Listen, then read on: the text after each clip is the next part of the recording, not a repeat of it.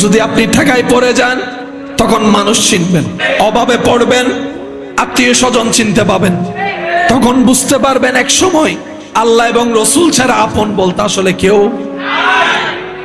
নবীজি বলে তোমার পাশে অনেকগুলা ঘর আছে, খাবার তেমন সুযোগ নেই, আল্লাহ তোমাকে ভালো খাবারের তৌফিক দিয়েছে, রান্না যদি করো দরজা বন্ধ করো, জানালা বন্ধ করো, তোমার সে রান্নার গ্রান যেন তাদের ক্ষুধা বাড়িয়ে না দেয়, এটার নাম ইসলাম। নবীজি বলে তরকারি যদি 4 জনের রাঁধো সেখানে একটু ঝোল বাড়ায় দাও। সুবহানাল্লাহ বলেন না? 4 জনের রান্না একটু ঝোল বাড়ায় দাও। আশেপাশে কিছু আছে যে তাদেরকে একটু একটু দাও, একটু একটু দাও। মাইকের আওয়াজ যতটুকু যাচ্ছে, যে যেখান থেকে শুনতে পাচ্ছেন, অন্য কিছু শুনেন আর না শুনেন এটা শুনে রাখেন। নবীজি বলে তোমার পাশের মানুষ যদি ক্ষুধার্ত অবস্থায় ঘুমায়, তুমি যদি পেট ভরে খেয়ে ঘুমাও, আমি মুস্তাফা বললাম তুমি আমার উম্মত নও, তুমি আমার উম্মত নও, তুমি আমার উম্মত নও, তুমি আমার উম্মত নও, এটার নাম ইসলাম।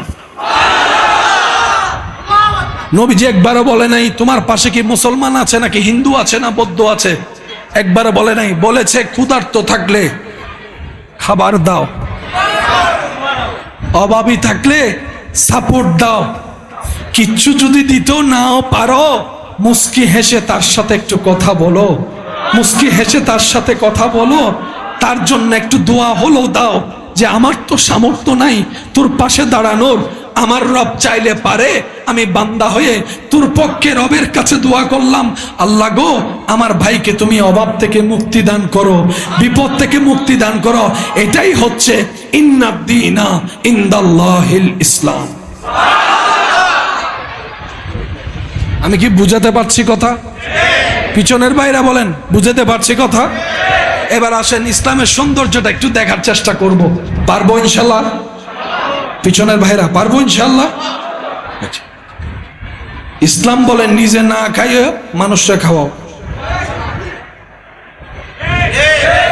দুনিয়া বলে যে মানুষেরটা নিয়ে, নবী বলেন নিজে না খেয়ে। এগুলার কারণে বিশ্বে ইসলাম পৌঁছাইছে। আমরা যে ইসলাম মনে করি আর নবীর ইসলাম,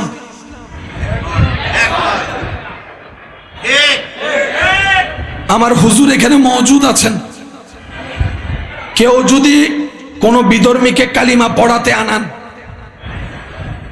ইসলাম ধর্মে মানুষটা কালিমা পড়লে ঢুকে যাবে, মুসলমানের একজন বাড়ি হবে, কিন্তু হুজুর কালিমা পড়াবে না। প্রথম বলবে এফিডেভিট কই, এফিডেভিট কই, তারপরে জিজ্ঞেস করবে ভাই আপনি কি নিজের ইচ্ছায় কালিমা পড়তে চাচ্ছেন নাকি কেউ আপনাকে জোর করছে? বলছে কেউ, বলে যে না আমি স্ব ইচ্ছায়, তারপরে হুজুর কালিমা পড়াবে। এর আগে হুজুর কালিমা পড়াবে না, কারণ ইসলামে মানুষের দরকার নাই, প্রেমিকের দরকার। ইসলাম তো তখনও ছিল যখন মক্কার মধ্যে 2 জন কালিমা পড়েছে, তখনও তো ইসলাম ছিল।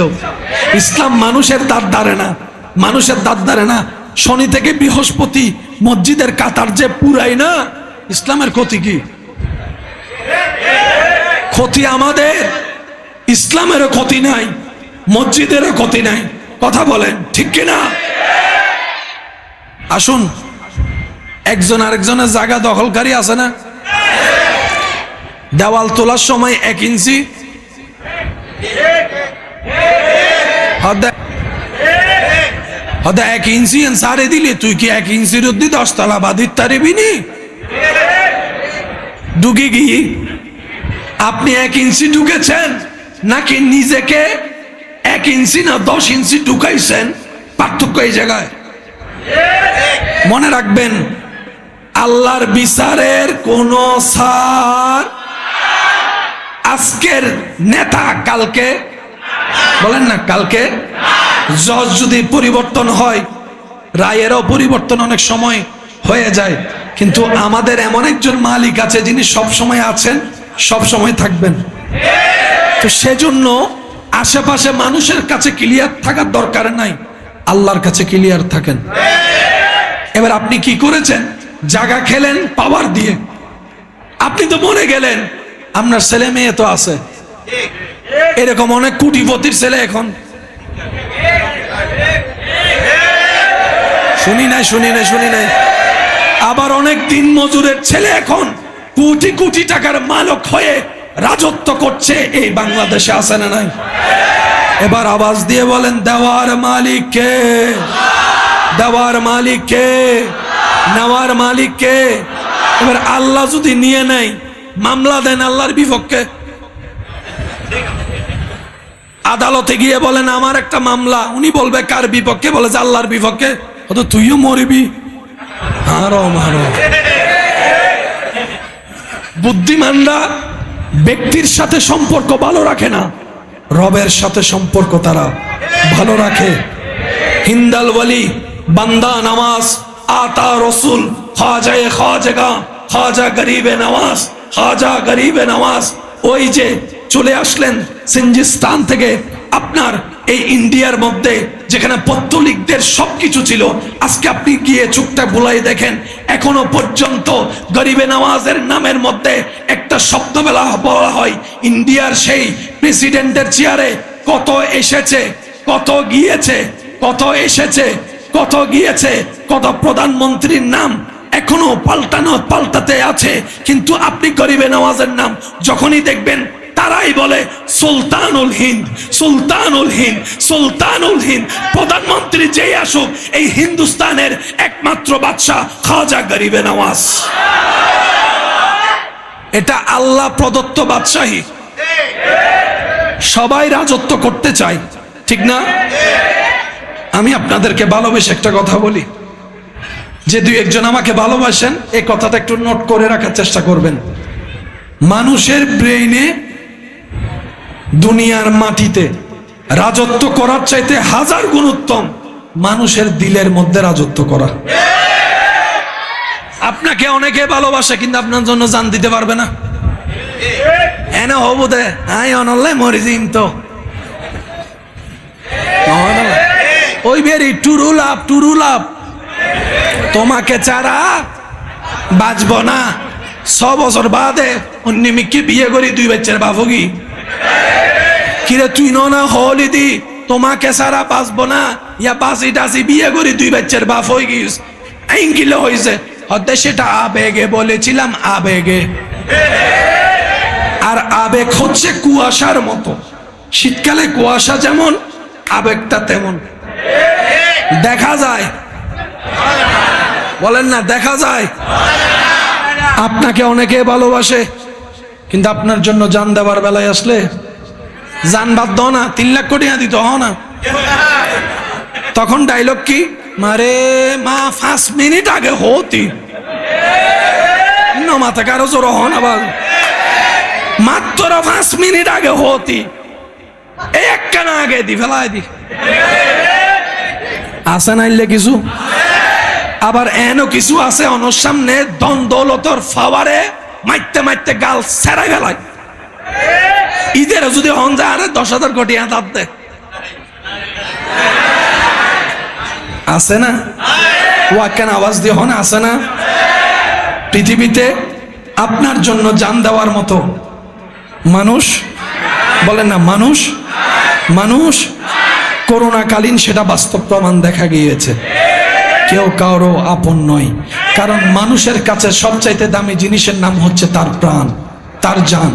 40 বছরে যে সম্পত্তি কামাইছে, তার মাথায় যদি কেউ পিস্তল তোলে, সে 40 বছরের সম্পত্তি 1 সেকেন্ডে লিখে দিবে। তার চিন্তা হচ্ছে বেঁচে থাকলেই তো সম্পদ, না বাঁচলে সম্পত্তি কি? তার মানে মানুষের কাছে জানের চাইতে দামি সম্পদ আর কিছু। আওয়াজ দেন, মানুষের কাছে দামি সম্পদ জানের চাইতে বেশি আর কিছু। কিন্তু বড় চমৎকার বিষয়, বড় অদ্ভুত বিষয়, মুসলমান এমন একটা জাতি যারা হাসি মুখে আল্লাহর জন্য, নবীর জন্য, কোরআনের জন্য, ইসলামের জন্য হাসি মুখে তাজা বুকে পর্যন্ত ঢেলে দিতে পারে। ডান হাত তুলে দেখাই, বলেন ঠিক কিনা? সেজন্য ওরা মুসলমানের সামনে আসতে, মুসলমানের সামনে আসতে কেন পারে না? কারণ তাদের বাপ দাদাও যুদ্ধে পারে নাই, তাদের বাপ দাদাও যুদ্ধে পারে নাই, এখনো মুসলমানের সাথে পারবে না। হতে পারে মুসলমানরা আমলে দুর্বল, কিন্তু আল্লাহর ব্যাপারে কোনো ছাড় মুসলমানে দিবে না। কথা বলেন ঠিক কিনা? নবী রাহমাতুল লিল আলামিনের শানের ব্যাপারে মুসলমান এক বিন্দু ছাড় দিতে রাজি নাই। কে কে কথায় একমত আছেন? দুই হাত তুলে দেখা।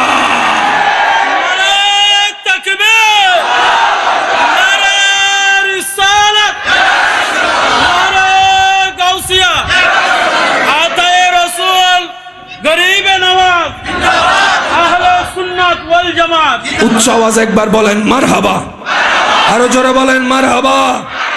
কারণ মুসলমানের ভিতরে, আমি শিক্ষিত সমাজের একটু মনোযোগ চাচ্ছি, শক্তি সাহস কয়েকভাবে হয়। আমার পুলিশ অফিসার ভাই আসছেন, উনি আমার চেয়ে ভালো জানে। যখন সাধারণ পোশাকে থাকে তখন চিন্তা, মন, শরীর, ক্যাপাসিটি একরকম। যখন রাষ্ট্রীয় পোশাক পরে ফেলে,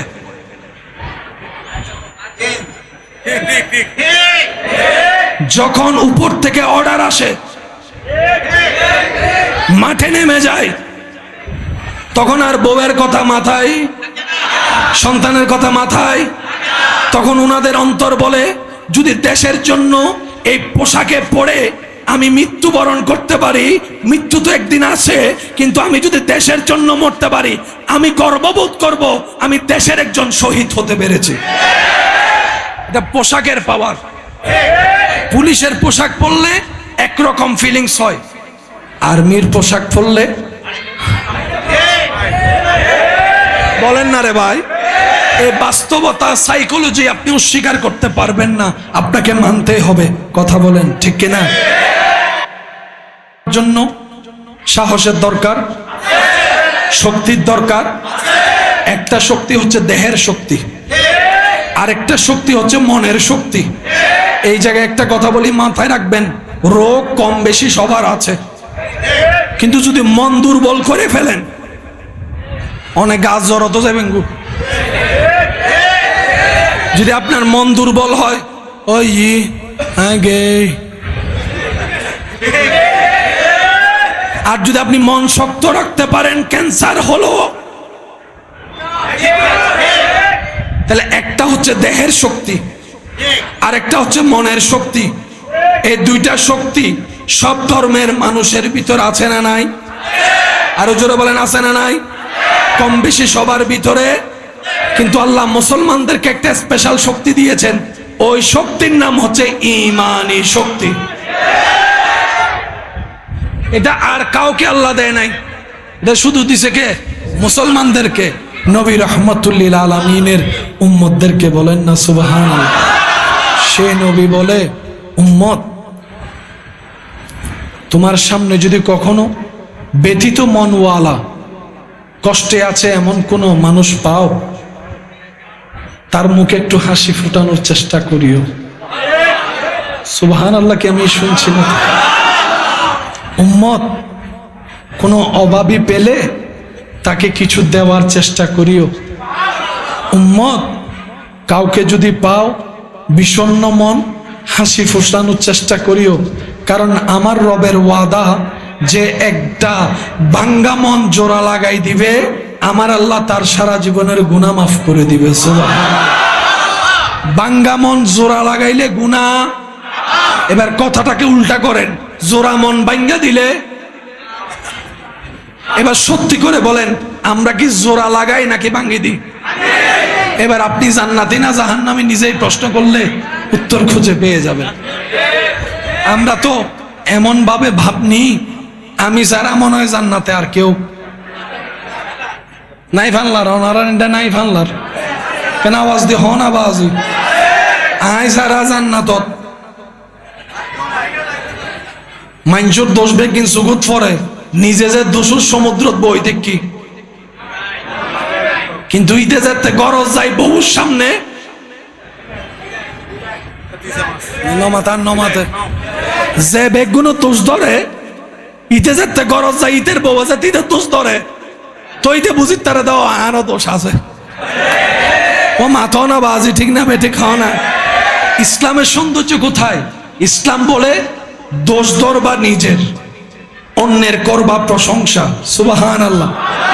অন্যের হাজারটা দোষ যদি তুমি জানো দেখো, নিজের ভিতর আমানত করে রেখে দাও, ওকে বেইজ্জত হতে দিও না। রব্বুল আলামিনের ওয়াদা, যে দুনিয়াতে আরেকজনের ইজ্জতের হেফাজত করবে আল্লাহ হাসরে তার ইজ্জতের হেফাজত করবে। এই ধর্মের নাম কি? আপ টু বটম সবাই বলেন এই ধর্মের নাম কি? এই ইসলামকে কেউ কখনো দামায় রাখতে পারবে না। কিন্তু আজকে ইসলাম কলঙ্কিত হচ্ছে আমাদের কারণে। বিধর্মীরা আজকে ইসলাম নিয়ে হাসছে, বলেন না, আমাদের কারণে। আমাদের ব্যর্থতা, আমাদের অপরিপক্কতা, আমাদের উচ্ছৃঙ্খলতা, আমাদের উগ্রতার কারণে আজকে বিধর্মীদের কাছে ইসলামটা ছোট হয়ে যাচ্ছে। কথা বলেন ঠিক কিনা? আল্লাহ আমাদের সবাইকে ইসলাম অন্তরে লালন ধারণ করে চলার তৌফিক দান করুন। আর একটু জোরে বলেন। সেই নবী বলে, উম্মত হাজার ব্যস্ততার ভিতরে নামাজের সাথে বন্ধুত্ব রাখিও। হাদিসে পাকে আছে, হাসরের ময়দানে 7 শ্রেণীর লোক আরশের ছায়া নিজেকে দেখতে পাবে। তোর মধ্যে একদল হচ্ছে যারা ডান হাতে দান করে, বাম হাতে খবর হয় না। আরেক দল যাদের সাথে অন্তরের সাথে মসজিদের সাথে সম্পর্ক এমন, মসজিদ থেকে গিয়ে বের হতেই আবার চিন্তা করে আবার কখন আসবো, আবার কখন আসবো, আবার কখন আসবো মসজিদে। ওই ধরনের মানুষকে আল্লাহ আরশের নিচে ছায়া দিবেন। সুবহানাল্লাহ জোরে বলি। নামাজ পড়ার দরকার আছে না নাই? নামাজ পড়লে শুধু সওয়াব নয়, নামাজ পড়লে শরীরের হাজার রোগের চিকিৎসা হয়।